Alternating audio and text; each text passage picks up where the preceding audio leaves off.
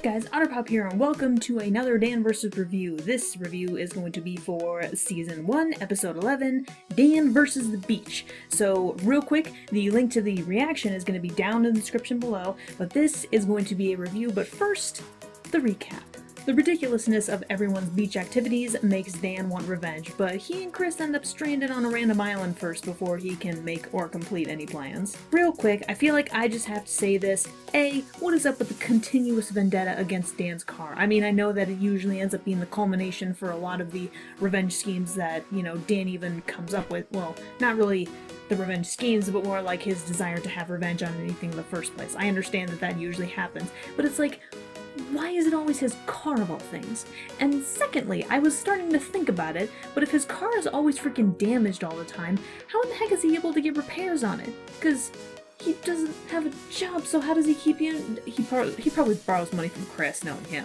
There were plenty of little parodies across the entirety of this episode, but first I kind of want to get on a little bit to the characters themselves. Namely, a little bit of Dan's personality and abilities, but also a little bit about the relationship between Chris and Lise. So I'm just going to talk about Dan first real quick, since, that just involves one character.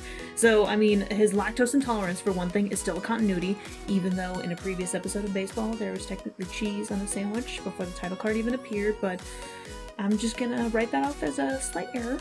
But Dan also apparently has the capability to relax, even if only momentarily. He even admitted to Chris that, he tried relaxing once and it was stressful, but then he tried relaxing again, and it actually looked like he was relaxing a little bit before the wind blew an umbrella that hit him straight in the face and he just got stressed out and mad again. But if anything, maybe it proves that he is maybe a slight bit capable of being able to relax. I mean, just a slight bit, but that's better than nothing. And a little bit of an inconsistency that I personally noticed was that, Dan has displayed some impressive aim coordination and accuracy in previous episodes, like with Ninja, where he, threw an unbalanced trash can lid perfectly at a ninja, and then when he, shot an arrow in the Wolfman, with perfect accuracy, he hit the Wolfman in the butt, so I'm pretty sure that's kind of what he was aiming for. But in this particular episode, he couldn't throw a simple stick, sharpened wooden stick at a penguin, and instead it hit Chris. So I'm just like, but no, but you've been able to display impressive hand-eye coordination in the past, why are you having a problem this time? I don't know, maybe it was too optimistic for me to think that he had some good hand-eye coordination or depth perception going for him. I mean, sure, every character's got their strengths and flaws, and I thought that maybe that this was a strength in his case, which might actually be favorable for plenty of his revenge schemes, but I don't know. Maybe I was too optimistic to think that. Now, this next part is going to sound a little bit weird, but I was kind of thinking about it as I was rewatching the episode, but I realized that this was the first time that Dan kind of had the answer fall into his lap, and here's what I mean by that. So for basically all of the previous episodes, except for the one which he couldn't really, win against traffic or whatever, but in every single previous episode, he either had a plan and he stuck to it and he was successful with it by the end, or he had a plan but had to change it slightly and alter it, but then he was still successful. But this was the first time where he had an initial plan and it failed, and then he had no idea how to get back at the beach, and even I was like, well, how the heck is he gonna get back at the beach now if, shark they stole from the aquarium doesn't work, but anyways. But if that didn't work, then how the heck was he gonna get back at the beach? Like, I remember thinking that throughout the middle of the reaction of the episode, and then all of a sudden, nope, the answer just falls right into his lap when they're rescued by hippies who are trying to get back at a waste disposal platform thingamabob. So I don't know, it just kind of struck me because it was the first time that instead of, Dan in a way being in control, I don't know, it just kind of struck me as unusual because it was the first time that Dan wasn't fully in control of the situation like he had been in previous episodes. Granted, he's never been in full control of anything necessarily, but at least he had a little bit of, cleverness and control and planning going for him in previous episodes with previous revenge schemes. But this one, the answer just kind of fell into his lap. I don't know, call me crazy, but I thought it was a little bit significant. Or maybe I'm just totally wrong, but I don't know, I mean, that's just what I was thinking. But Dan isn't the only character I was focusing on throughout that entire episode. Like, we actually got to saw a little bit more of, Dan and Chris, doing their shenanigans together, although this time they end up getting stranded. But there was some interesting stuff that happened in particular with Chris and Elise, or at least their relationship in particular. For one thing, Elise basically implied that she wanted to have a baby at some point, which I'm just like, that took me completely by surprise. I wasn't expecting her to be the type to want to be a mother at some point, although Chris doesn't seem to want that. I mean, I can kind of understand why he might not want that, but I also expected Elise to, well, I mean, I didn't really expect, but I guess I thought that maybe if that kind of topic ever came up, that both of them would be like, nah, no kids, I mean, we've already got Dan. Or something like that, because I have talked a little bit about a sort of semi-parent-child relationship between between Dan with both Chris and Elise in very different ways. But it was interesting knowing that Elise had an interest in having a child at any point in her life, like whether it would happen or whether it wouldn't. It was really interesting to think about. Oh no, I'm starting to think about what would happen if they did have a kid, and what would happen if that kid was influenced by Dan in any way, shape, or form. Oh dear. Oh no. Oh no. Bad idea. But at the same time, a little bit more of the early history of their relationship was revealed in this episode. Not really a lot, certainly not enough to sort of quench my thirst with interest in their relationship, satiate my hunger, maybe that's what I was trying to say.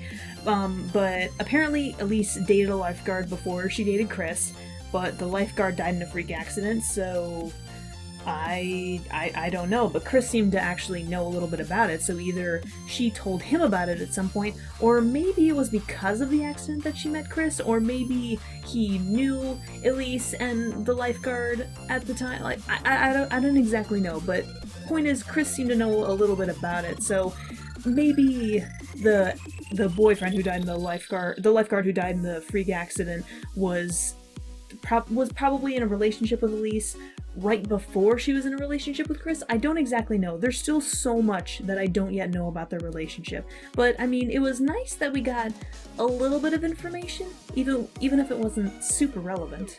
Throughout various points of the episode as well, Chris kept constantly thinking about how current lifeguard, not the previous boyfriend or anything like that, but how the current lifeguard in the present day might try and steal Elise away. I mean, especially after knowing that Elise did used to date a lifeguard. But it's like, Chris actually believes that Elise would leave him for a lifeguard? I mean, clearly he hasn't been paying attention to what the relationship is like, compared, like, because I've been paying decent enough attention. I mean, I've only known them for, 10 episodes by this point, but I've been paying enough attention to know that Elise probably won't leave Chris. At least not for a lifeguard. Not a ditzy arse lifeguard like the one who was watching over the beach. Seriously, Chris, come on. He's oblivious.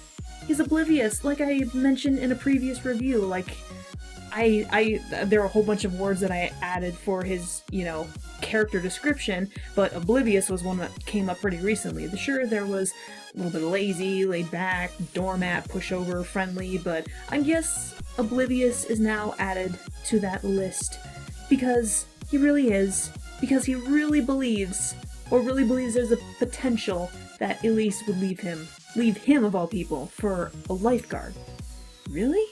Chris, come on. Bunch of little parodies in the episode as well. I mean, this is a beach-related episode, but also a sort of stranded, castaway-related episode. So of course there were going to be some little references here and there. Like, although one of the ones that I didn't even think about until the rewatch was, the shark attack on Chris and Dan's boat was kind of a reference to Jaws, which, I mean, I'll admit, I haven't seen that all the way through, but I've seen enough tidbits to get a good feel for it. So, again, please do not judge me. Please do not judge me. Thank you. There are also plenty of, stranded, castaway, Lord of the Flies-esque parodies as well, like, the potentially poisonous berries on a deserted island, the falling coconuts that just fell for no apparent reason, the quicksand that you can get stuck in because you don't actually see that it's there until the very last second when you're actually in the quicksand, killer penguins on an island in the northern hemisphere. And I know that because it's off the coast of California. So it's penguins in the northern hemisphere. Like, yes, there are going to be predators. There are going to be killer animals on all different kinds of, remote islands. This one was frankly not very remote. It was just a dingy little thing that Chris and Dan ended up getting stuck on. But yes, there are all kinds of predators and killer animals on plenty of remote islands, but this one had to have killer penguins with like razor sharp teeth. Sure. The whole notion that nobody is coming for you, all you can do is wait. All you can do is just wait and suffer and, maybe hope that somebody's coming for you, even though all hope is probably lost at this point. That little idea is definitely something that's seen in plenty of, stranded, castaway, getting lost kind of storylines, for sure.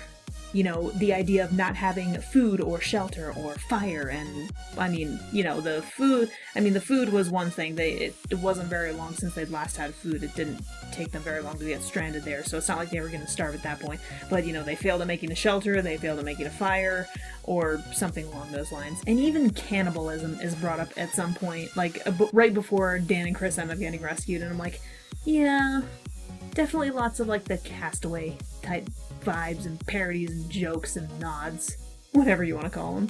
And it's not like I've read a ton of Castaway related type media or whatnot. I've read Robinson Crusoe, I've read Hatchet, which it's not quite the same, but it's still getting lost, so it's kind of around the same thing. I know of Lord of the Flies, just a little bit. That's actually one of the books I never read in high school or middle school, whichever it was. So it's not my usual genre, but I at least know enough about the tropes that exist within that particular subset of entertainment and media and books and TV and whatnot. Technically I've seen a little bit of the TV show Lost too, but I lost interest quickly. That was bad. So I've seen and read some good and bad media related to Castaway stuff, but again, I know enough about some of the tropes that will pop up here and there, whether it's, legitimately in a story or if it's made as a joke. And there were a bunch of other little miscellaneous things that happened on occasion as well in the episode. We learned in the beginning of the episode that, not in the beginning of the episode, I think it was towards the middle of the episode, maybe around the time that Dan and Chris got stranded, that it's implied that Dan's grandmother is dead, which made me realize upon rewatch, I'm like, wait a minute, so does maybe her funeral was the one that Dan ended up going to in baseball? I don't know for sure, but it could make sense, because he did have an argument with her earlier in the season over the phone. He's like, shut up, okay, bye grandma. And then he mentioned going to a funeral, and then he mentioned in this episode, he implied that his grandmother was dead, so it's like, oh, maybe hers was the funeral. He still doesn't seem like the type of character who would go to a funeral, but if it was for his grandmother, I don't know, maybe I can get that. Maybe she was close to him and, they had a little bit of a decent-ish relationship. I don't know. There's not enough info about Dan's family. There's implications, sure, but there's not really a lot of info. There's not really a lot of info on Chris's family, now that I think about it. Or there's not really a lot on Elise's either. That's for another episode, but... I hope I never thought about that till now. But anyways, there was another quick little thing that happened in the episode where when we first see Chris and Elise at the beach, Chris is wearing a pink bathing suit, which Elise got for him in the previous episode, Dan vs. Salvation Armed Forces, and I laughed as soon as I saw that, because I'm like, oh, that's funny, that's good, that's a good one. It wasn't mentioned, but I'm like, oh, no, don't think that I didn't notice that. I think I also mentioned it over the course of the reaction, or maybe at the end of the reaction as well, that for some reason, it was just incredibly apparent, the diversity of the characters, even the one-off or the, crowd characters, I guess you could say, in this episode. All different kinds of body types, all different kinds of faces, skin tones, heights, hairs, colors, outfits, whatever. For some reason, it was just much more apparent to me in this particular episode how diverse the entire cast was. Again, whether it's major characters, whether it's a couple of recurring characters, or even if it's characters that we'll only ever see once, it was just, for some reason, it was just very apparent to me while watching this particular episode, the diversity and variety of all the characters that were created for every single episode. Some episodes will have, a whole bunch of characters in the background. Some episodes will have only a few characters in the background, but it's crazy how different so many of them are. I don't know if the creators maybe reused some skins or assets at any point, but for some reason, like, I feel like I may have noticed that at some point though. But there are just so many diverse bystanders across the entirety of the series thus far. And for some reason, like, the thought of that amazes me. Like, I know that there are plenty of other shows and anime that can do it, but there seems like there's just an extensive number of designs that were come up with just for the background characters that might only appear in an episode once. I don't know, like, could I be crazy? Could I be overthinking this? Maybe, you never know. But it was really interesting to think about, and I don't know why this particular episode made me think of that especially hard. Slight bit of a question, especially at the end of the episode, is Dan going to get revenge on hippies now? I mean, I feel like that's entirely possible. I mean, there are some cases where he either puts something new on his list during an episode, or something new on his list on the end of an episode. Like, I'm pretty sure that happened with, like, you know, basketball and hippies, but I know that there are a couple of other episodes where in the middle of an episode he's just added something else to his list. And I haven't, now that I think about it, maybe I should look at that list.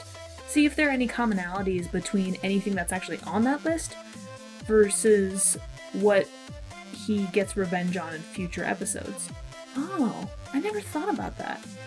I think I need to make a list now. I mean, the only way to find out if there's anything in his notepad he takes revenge on in future episodes, the only way to know for sure is to react to future episodes, so I'm just gonna have to save all this ideas and whatnot for another time. So, thank you all for watching. Crap, did I mention? Yes, I did.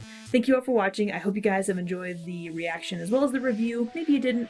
That's okay, though. I feel like I'm doing okay so far. Okay. Not great, not bad, but just okay. But, as usual, until the next video, guys, check you laters.